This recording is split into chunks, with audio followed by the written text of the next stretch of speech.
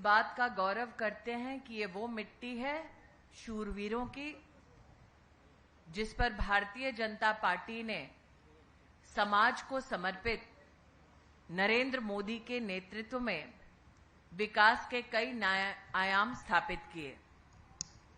हमारे लिए गौरव का विषय है कि प्रधानमंत्री जी की ये इच्छा कि हर गरीब परिवार अपने परिवार के बेहतर स्वास्थ्य के लिए और स्वास्थ्य के संरक्षण के लिए आयुष्मान भारत योजना का सहयोग पाए, उसके चलते हरियाणा में 1,20,00,000 से ज्यादा जनता को आयुष्मान भारत योजना के अंतर्गत कार्ड्स मुहैया कराए गए। हमारे लिए यह खुशी की बात है कि अब तक लगभग 82,000 नागरिकों ने आयुष्मान भारत योजना का 5 लाख रुपए का लाभ प्रधानमंत्री मोदी के सानिध्य में भाजपा सरकार की ओर से प्राप्त किया। हमारे लिए गौरव का विषय है कि हरियाणा में प्रधानमंत्री मोदी के सहयोग से हमारी सरकार ने लगभग 11 लाख परिवारों को प्रधानमंत्री उज्ज्वला योजना से जोड़ा। स्वस्थ जीवन के लिए स्वच्छ ईंधन उज्ज्वला योजना के माध्यम से हरियाणा में 11 लाख परिवारों को सुनिश्चित करवाया गया। ये भी कहना उचित होगा कि महिलाओं के सम्मान में एक तरफ इस पुण्य धरा पर राष्ट्रीय कार्यक्रम बेटी बचाओ बेटी पढ़ाओ का आगाज हुआ और दूसरी ओर स्वच्छ भारत योजना के अंतर्गत पारिवारिक और शैक्षणिक संस्थानों में महिलाओं के सम्मान में टॉयलेट्स बनाने की व्यवस्था में मोदी सरकार से 5,000 करोड़ की व्यवस्था हरियाणा के गरीब परिवारों को, महिलाओं को मुहैया कराई गई। हर परिवार के पास अपना एक घर हो, यह प्रधानमंत्री जी का संकल्प और सपना है। इसके चलते हरियाणा प्रदेश में 1,15,000 परिवारों को प्रधानमंत्री आवास योजना के तहत अपना घर मिला। ये भारतीय जनता पार्टी के कार्यकर्ताओं के लिए गौरव का विषय है।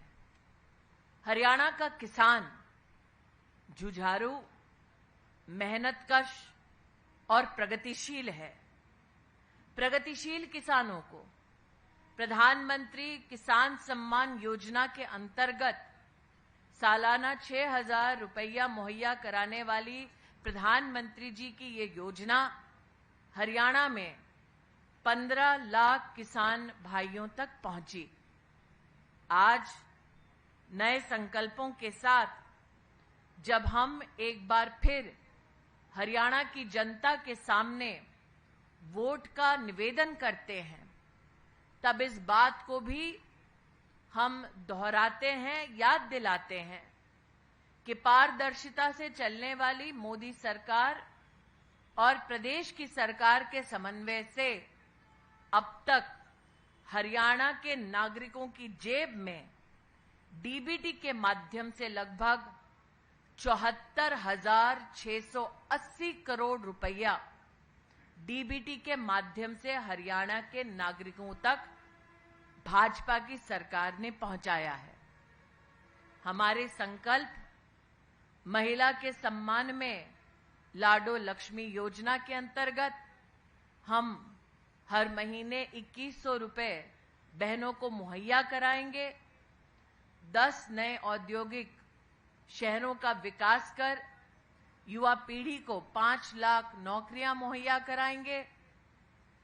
अव्वल बालिका योजना के अंतर्गत ग्रामीण क्षेत्रों में जो बेटियां विशेषतः उच्च शिक्षा के संस्थानों में जाना चाहती हैं, हम संकल्पबद्ध हैं कि उन्हें स्कूटर के माध्यम से आवागमन में, यातायात में सुविधा देंगे।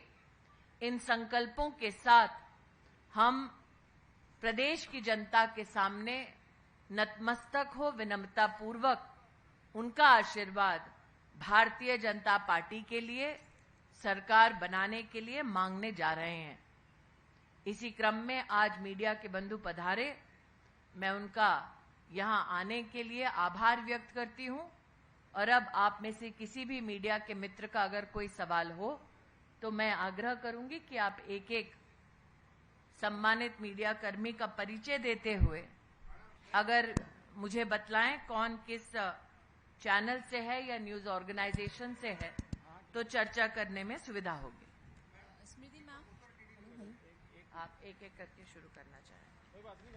हेलो स्मृति मैम, मेरा सवाल ये है कि कांग्रेस कहती है कि दलितों की भागीदारी सुनिश्चित करती है वो, और वहीं पर बीजेपी जो है वो दलित हितैषी नहीं है। क्या कहेंगी आप इस पर? अगर कांग्रेस पार्टी इतनी दलित हितैषी है तो शैलजा जी को मुख्यमंत्री के कैंडिडेट के नाम पर घोषित क्यों नहीं करती?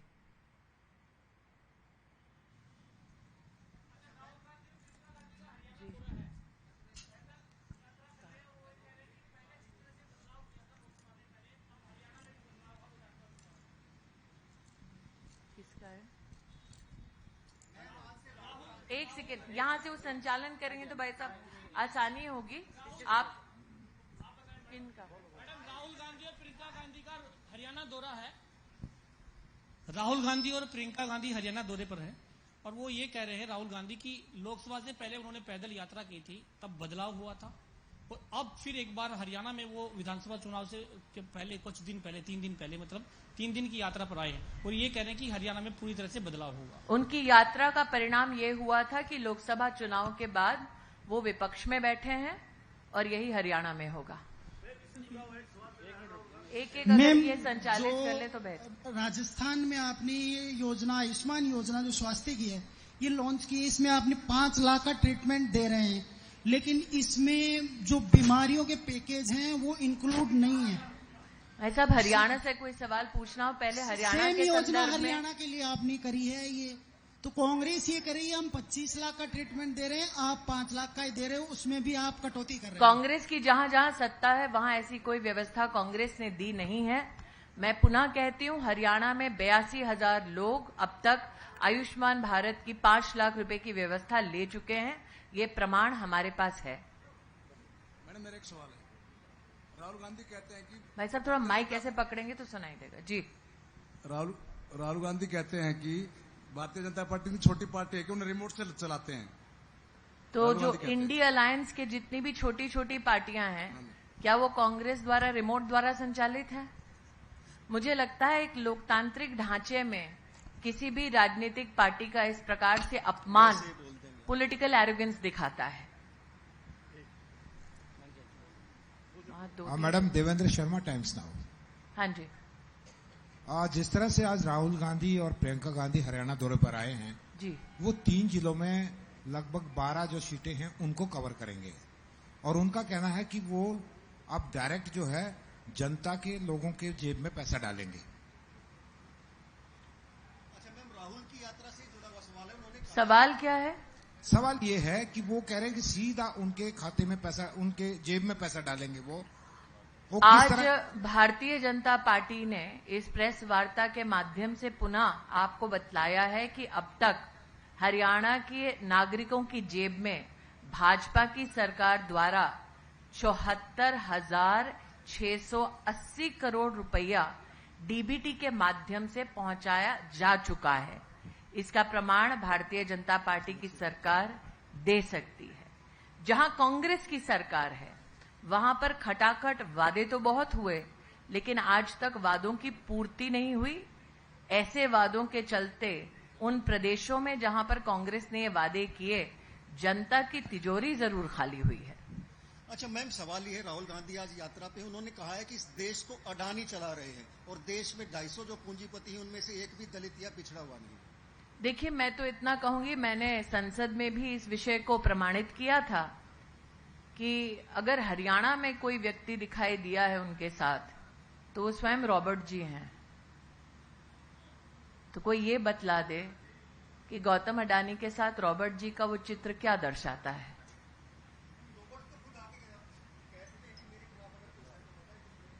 मैं जवाब दे चुकी हूं अपना कि अगर इतने ही वो करप्ट होते तो गांधी परिवार के ही सदस्य उनके साथ क्यों घूम रहे होते। अच्छा मैडम, चुनाव प्रचार पूरे चरम पर कोई है। और एक पूछ लें भाई साहब, रिपोर्टर। हाँ जी मैम, कांग्रेस हरियाणा के लिए 2 लाख रोजगार की बात करती है। उसके साथ एक और सवाल है कि उनके राष्ट्रीय अध्यक्ष मल्लिकार्जुन खड़गे कल जिस तरह से प्रधानमंत्री को लेकर के कहते हैं कि वो जब तक सत्ता से नहीं हटाऊंगा तब तक नहीं मरूंगा। मुझे कांग्रेस के किसी भी नेता से संस्कारों की अपेक्षा नहीं है। जहां तक नरेंद्र मोदी का सवाल है, कांग्रेस दलित विरोधी है, इसका प्रमाण तो हरियाणा की जनता ने देख लिया। ओबीसी विरोधी है, ये इस बात से भी दर्शाया जा सकता है कि एक ओबीसी समाज का गरीब व्यक्ति जब देश का प्रधानमंत्री बनता है तो वो एक कॉन्स्टिट्यूशनल इंस्टीट्यूशन का प्रतीक बनता है। तो संविधान के खिलाफ, ओबीसी समाज के खिलाफ और संस्कार विहीन कांग्रेस की इस प्रकार की टिप्पणी आपको आश्चर्यचकित नहीं करनी चाहिए। ये नरेंद्र मोदी के संस्कार का परिचय है कि उन्होंने इतनी तीखी टिप्पणी और इतने भद्दे शब्दों के बावजूद खड़गे जी को पूछकर उनका स्वास्थ्य जाना।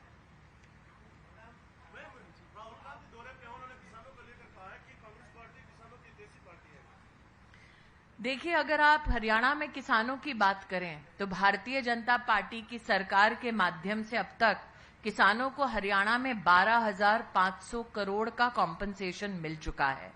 और कांग्रेस के कार्यकाल का अगर आप कॉम्पनसेशन देखें तो वो मात्र 1,100 करोड़ था। तो किसान का सच्चा हितैषी कौन? वो भारतीय जनता पार्टी जो 12,500 करोड़ रुपया किसान को देती है, या वो कांग्रेस पार्टी जो 1,100 करोड़ रुपया और उससे 1 रुपया ज्यादा किसान पर नहीं खर्चती।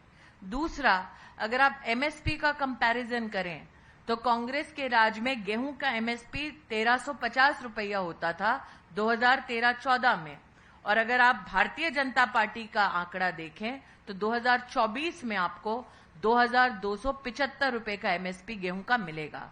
तो हितैषी कौन? वो भाजपा जो 2,275 रुपए एमएसपी का देती है, या वो कांग्रेस पार्टी जो कम पैसा देती है और एमएसपी ऑपरेशन भी सक्सेसफुली नहीं करती है।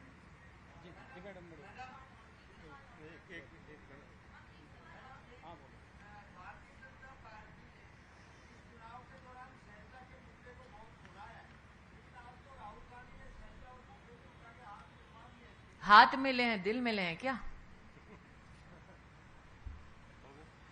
और वो मिलाप क्या जो मजबूरी में हो। मैंने कहा ना, अगर दलितों की इतनी चिंता है तो शैलजा जी को सीएम कैंडिडेट घोषित कर दें, और अगर हाथ मिलने से दिल मिल चुके हों तो हुड्डा जी भी उसका समर्थन कर ही देंगे। वो महिला पूछ रही हैं।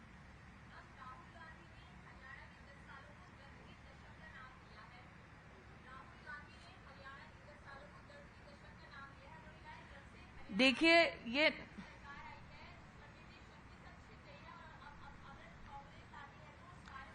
दर्द का दशक राहुल जी के लिए शायद इसलिए हो क्योंकि पिछले 10 वर्षों में एक तरफ भारतीय जनता पार्टी की सरकार ने 74,680 करोड़ रुपया डीबीटी के माध्यम से प्रदेश की जनता की जेब में डाला है, लेकिन साथ ही 36 लाख फर्जी लाभार्थी भी पकड़े हैं।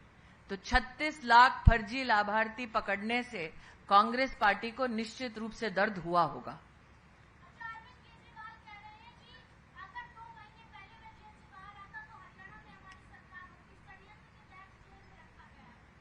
जी, नेक्स्ट क्वेश्चन।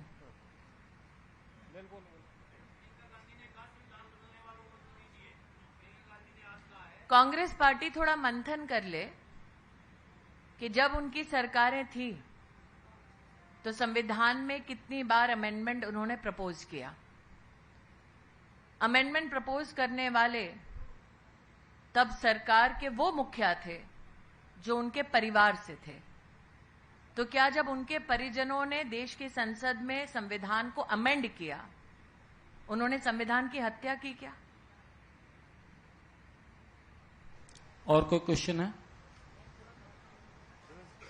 धन्यवाद जी।